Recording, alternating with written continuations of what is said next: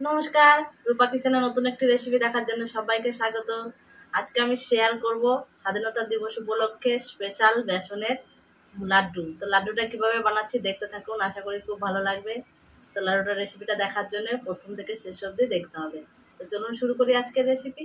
আজকে এই বেসনের লাড্ডু বানানোর জন্য আমি প্রথমে কিন্তু এই বাটিতে সব উপকরণগুলো দিয়ে কিন্তু আমি আজকে রেসিপিগুলো বানাবো। তো এই বাটির প্রথমে এক বাটি বেসন নিয়ে নিচ্ছি। তো বেসনটা আমি এর মধ্যে একটু ঢেলে একটু চালনি করে চেলে নেবো।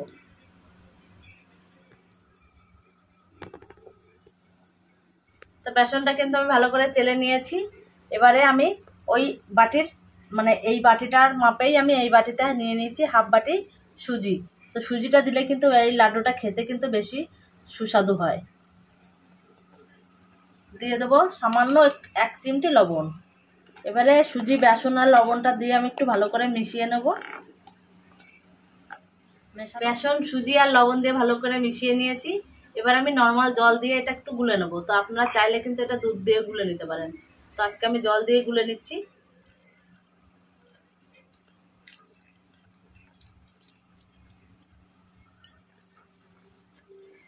এবার সব কিছু দিয়ে আমি সুন্দর করে একটু ব্যাটার তৈরি করে নিয়েছি। তো এর মধ্যে কিন্তু চাইলে একটু ফুড কালার দিতে পারেন, আবার নাও দিতে পারেন। তো আমি একটুখানি ফুড কালার দিয়ে দেবো।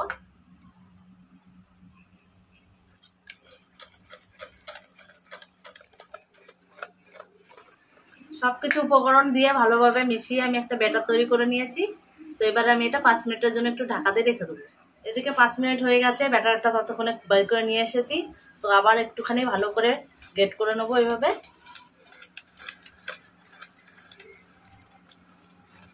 এদিকে আমি উনুনে কড়াই বসিয়ে কড়াইয়ে তেল দিয়ে তেলটা গরম করে নিয়েছি। তো তেলটা কিন্তু অনেকটা আমার গরম হয়ে গেছে।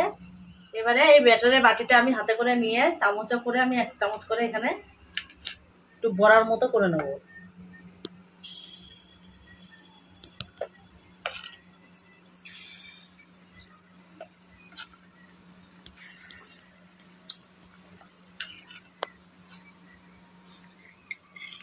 এবারে বড়াগুলো আমি একটু উল্টো করে ভেজে নেব।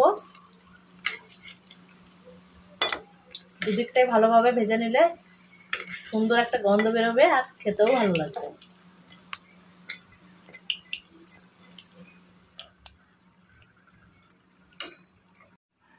এদিকে আমি বড়াগুলো কিন্তু লাল লাল করে ভেজে নিয়েছি। এবারে ছাঁকনি করে একটু তেল ছেঁকে তুলে নেব।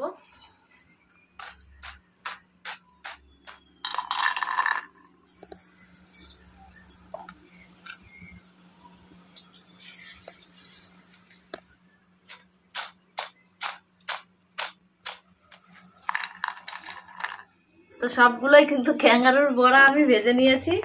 এবারে হাতে করে একটু ভেঙে ভেঙে ছোট ছোট করে নেব। এরকম ছোট ছোট টুকরো টুকরো করে নেব। এতে করে কিন্তু মিক্সিতে গুঁড়ো করার সময় একটু সুবিধা হবে।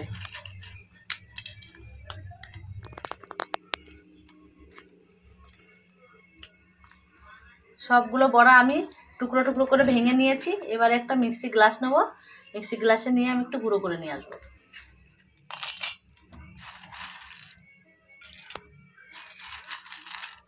ওদিকে বেসনের বড়াগুলো আমি গুঁড়ো করার আগে এদিকে আমি কড়াই বসিয়ে নিয়েছি। কড়াইতে আমি এই বাটির 1 বাটি চিনি শেয়ার করব।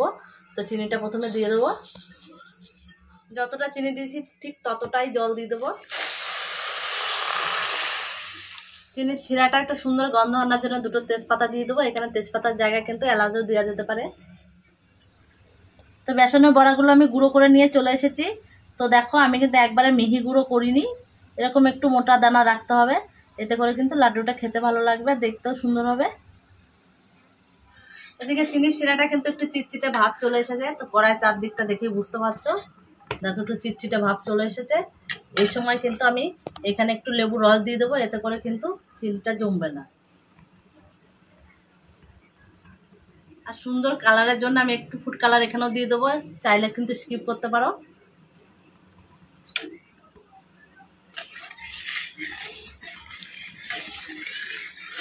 চিনির শিরা থেকে এবার তেজপাতা 2টো আমি তুলে নেব। এবারে এই চিনির শিরার ভেতরে বেসনের গুঁড়োটা আমি দিয়ে দেবো। অল্প অল্প করে দেবো, নাড়তে থাকবো।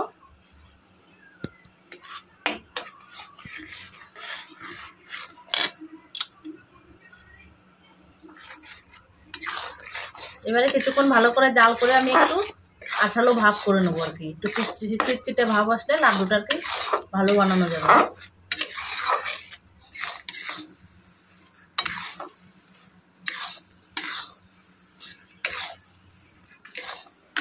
এবারে কিন্তু আমার এখানে ডোটা কিন্তু অনেকটাই শুকনো হয়ে আসছে, এবার আমি নামিয়ে নেবো এটা।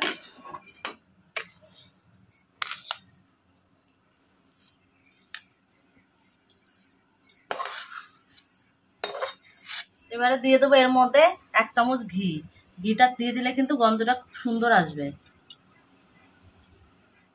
ঘি দিয়ে আমি একটু ভালো করে একটু মাখিয়ে নেব, যাতে করে ঘিটা ভালোভাবে মিশে যাবে।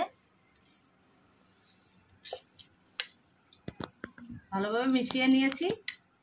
এবার আমি নিয়ে নিচ্ছি এখানে কিছুটা মগজটা আমি এর মধ্যে একটু ছড়িয়ে দেবো।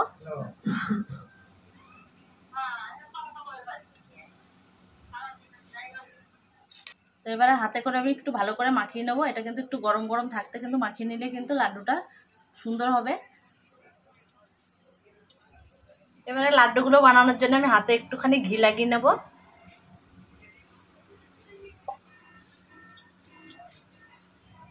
এবারে এখান থেকে কিছুটা এভাবে নিয়ে আমি একটু গোল করে করে 2 হাতের মাঝে নিয়ে একটু গোল করে দেবো।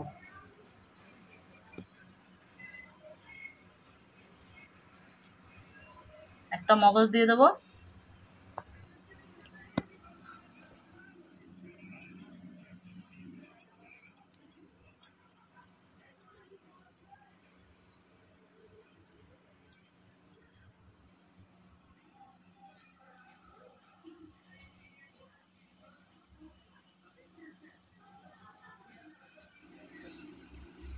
আজকে এই বেসনের লাড্ডু যেরকম দেখতে সুন্দর হয়েছে সেরকম কিন্তু সুন্দর গন্ধও বেড়েছে, আর খেতেও খুব সুন্দর হয়, খুব টেস্টি হয়। তো দেখো কত সুন্দর দেখতে হয়েছে। তো এই বেসনের লাড্ডুর রেসিপিটা কিন্তু বাড়িতে একবার হলেও বানিয়ে খেয়ে দেখবেন, সবাই পছন্দ করবে, খুব খুব খেতে কিন্তু টেস্টি হয়। তো আজকে আমার রেসিপিটা ভালো লাগলে অবশ্যই একটা লাইক কমেন্ট একটু বেশি বেশি করে শেয়ার করতে হবে। আর এরকম নতুন নতুন রেসিপি বদলে চ্যানেলটিকে সাবস্ক্রাইব করে পাশে থাকতে হবে। আবারও ফিরে আসবো অন্য কোনো সময় অন্য কোনো রেসিপি নিয়ে।